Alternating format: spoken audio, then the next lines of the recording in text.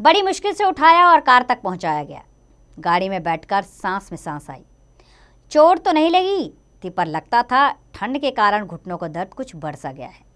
अभी कार मुख्य मार्ग तक पहुंच भी नहीं पाई थी कि मेरा ध्यान चश्मे की ओर गया। उसके बाईं तरफ का शीशा नदारद था। नदारद यानी कि गायब था। संभवतः वहीं कहीं गिर गया हो जहां मेरा पांव रपटा था। मैंने चश्मे को वैसे ही पहन लिया। कम से कम कुछ तो दिखेगा। कल बाजार से बनवा लेंगे, शिशिर ने कहा। हाथों हाथ मिल जाएगा। दूसरे दिन शूटिंग होते हुए बाजार पहुंचे। चश्मे की एक भव्य दुकान पर, भव्य यानी कि बड़ी सी दुकान। डॉक्टर ने अनेक बार अनेक तरह के यंत्रों से आंखों को उलट पलट कर देखा। सारे टेस्ट कराने के पश्चात अंत में जोड़ घटाने के बाद कहा, करीब 6000 क्रोनर लगेंगे। 6000 क्रोनर यानी कि 36,000 से भी अधिक। कुछ और दुकानें भी हैं, वहाँ भी पूछ लेते हैं, शिशिर ने सुझाव दिया। हम बाहर आते हैं, सिटी सेंटर की मार्केट टटोलते हैं, वहाँ भी स्थिति लगभग वैसी ही है। शाम को हम बैठे थे। दूरदर्शन पर कोई कार्यक्रम था। शिशिर बार बार मेरी ओर देख रहा था।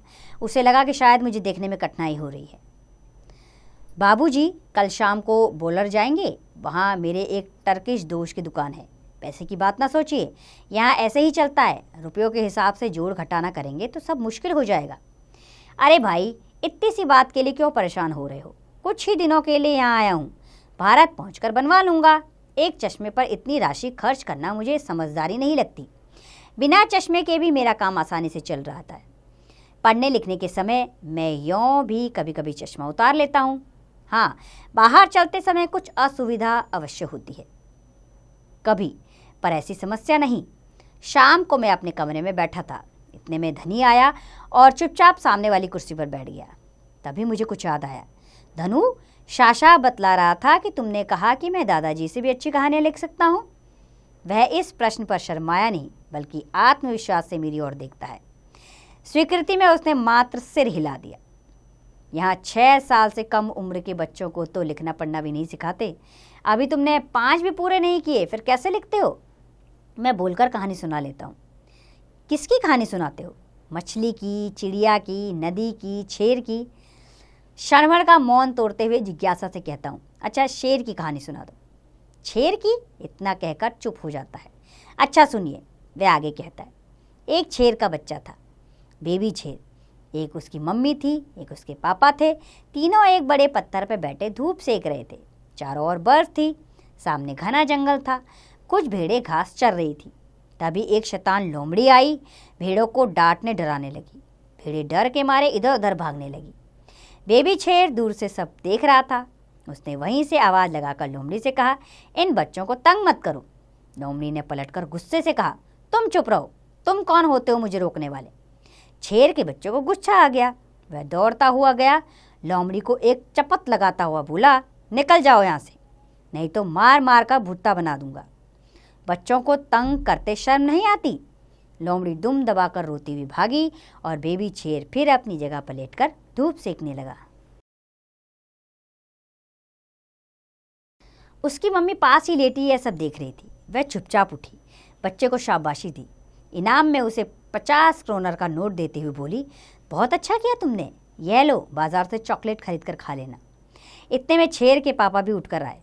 उन्होंने भी उसे 50 क्रोनर चॉकलेट के लिए इनाम में दिए। वह बाजार से ढेर सारी चॉकलेट खरीद कर लाया। उन तीनों ने मिलकर खूब खाई। बस कहानी ख़त्म। कहानी तो अच्छी है, मैंने कहा।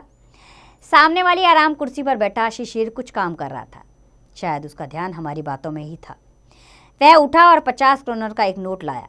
धुनी को उसे देता हुआ बोला, शाबाश, कहानी अच्छी है, यह इनाम लो, शाशा के साथ चॉकलेट खरीद कर खा लेना। धनी ने वह नोट मेरी ओर बढ़ाया। मैंने देखा नोट किनारे से थोड़ा सा फटा है, कुछ मैला सा। अपनी ओर से मैंने 50 क्रोनर और मिलाकर धनी की जेब में डाल दिए। कुछ अरसे बाद एक दिन शाश्वत स्कूल से लौटा तो दौड़ता हुआ कमरे में आया। मैं कुछ पढ़ रहा था। आते ही बोला, दादाजी, धनी ने उस दिन गलत कहानी सुनाई और आपने उसे इनाम दे दिया। क्या गलत था उसमें? धनी बचाव की मुद्रा में बोला, क्लास में आज हमारी मैडम ने बताया कि नॉर्वे में तो शेर होते ही नहीं। धनी ने झूठी कहानी सुनाई थी और आपने सच मान ली। धनी को लगा कि जैसे वह जीती हुई बाजी हारने जा रहा है। वह कुछ देर सोचता हुआ बोला, अरे जंगल में नहीं होते तो क्या हुआ, कोई फौरन से ला भी तो सकता है। क्यों दादाजी, दिल्ली के चिड़ियाघर से नहीं ला सकते अपने हवाई जहाज में? जैसे मोना के पापा आइसलैंड से हवाई जहाज में अपने साथ सफ़ेद झबरेला लाल मुंह वाला कुत्ता पॉलर डॉग लाए थे। मैं बीच बचाव करता हूँ कि कहानी में कभी कभी ऐसा भी हो जाता है।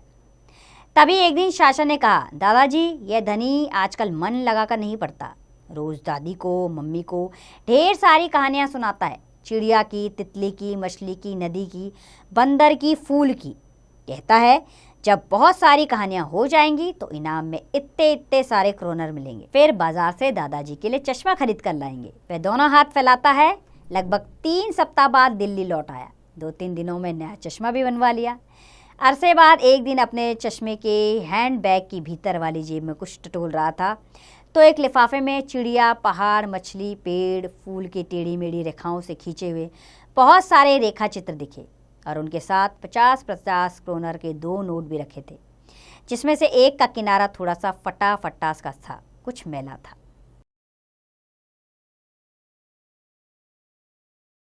तो बच्चों, इस पाठ का यह मौलिक ज्ञान है कि हमें बड़ों के प्रति सम्मान और आदर का भाव, जिम्मेदारी व बाल जीवन की चपलताएं सबको मिल लेती हैं। यानी कि हमें अपने बड़ों के प्रति सम्मान का भाव रखना चाहिए और छोटे बच्चों की हर मनमोहक अदाएं सबका मन मोह लेती हैं, जैसे इस पाठ में हमने पढ़ा। तो उम्मीद करती हूँ आपको ये पाठ अच्छा लगा होगा। अब इसका अभ्यास कार्य आप स्वयं कीजिए।